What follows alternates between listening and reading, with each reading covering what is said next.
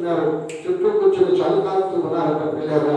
ఆ కట్టెలను తెచ్చేస్తారు కదా, ఈ మంట కొంచెం కొంచెం కొంచెం కొంచెం అంటుకొని ఇది పెద్దదవుతున్నప్పుడు పిల్లగా ఆ పౌలు ఆ పొలల కట్టెలను దాంట్లో వేసినప్పుడు పొలల మీద వేసిన పెరుగుతూ ఉంటే దానిలో నుండి పాశుపామంట పౌలు గారిని కలిసిందంట పిల్లగా. ఆ పాము పౌలు గారిని కలిసింది.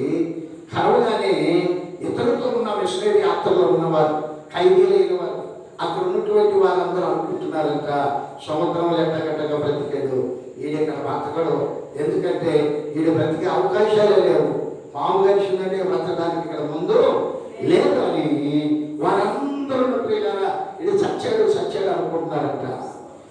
ఆయన అలాగే చలికాలుతూ ఉన్నాడు, అయిపోయింది, నొరగలకు ఎక్కేస్తాడు, ఇక చచ్చిపోతాడు అనుకుంటున్నారంట. ప్రియుల గంట గడిచిందంట, 2 గంటలు గడిచిందంట, అతను నొరగలకు ఎక్కలేదు, అతను పడిపోయి చలి పోలేదంట. ప్రియుల వీళ్ళందరికీ ఆశ్చర్యం అయిపోయిందంట.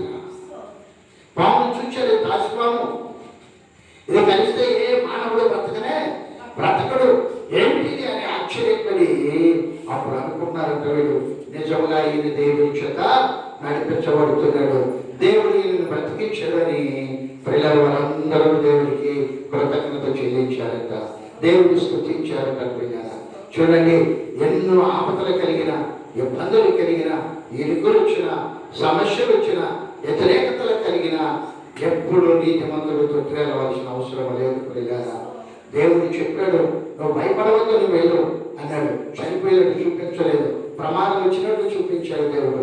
అలాగని ప్రియులారా ఎన్నో ప్రమాదాలు వస్తున్నాయని ఇప్పుడు నా దైవజనులకు భక్తులకు బయలుపరుస్తున్నాడు, వాక్కును బయలుపరుస్తూనే ఉన్నాడు.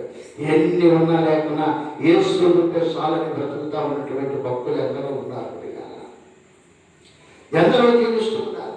అపొస్తలుడైన పౌలు ఇక చనిపోయాడు, ఇది అయిపోయాడు, దుర్మార్గుడు అనుకుంటూ పిల్లరా అతను చనిపోలేదంట.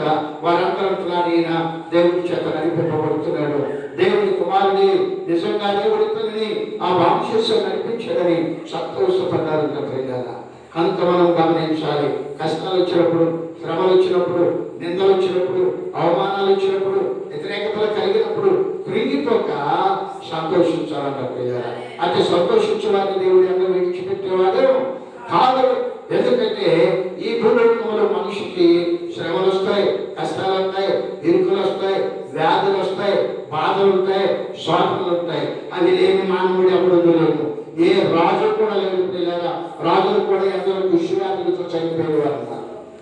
రాజు దగ్గర అంశాలు ఉంది కదా, వాడు బ్రతికే ఉంటాడని అనుకోవడానికి వీలు లేదు. పిల్లరా దేవుడు ఎవరిని ఎప్పుడు ఎలా శిక్షించాలో తెలుసు, ఎవరిని ఎప్పుడు ఎలా రక్షించాలో తెలుసు, ఎవరిని ఎప్పుడు ఆదరించాలో ఆయనకి తెలుసు. ప్రియులారా శ్రమలు ఉండగా మరి ఏరు వెళ్ళాడు, ఎన్నో హింసలు పొందాడు, మరి కుష్టి వ్యాధులకు వచ్చింది, శరీరం క్షీణించిపోయింది, భార్య విడిచి వెళ్ళింది.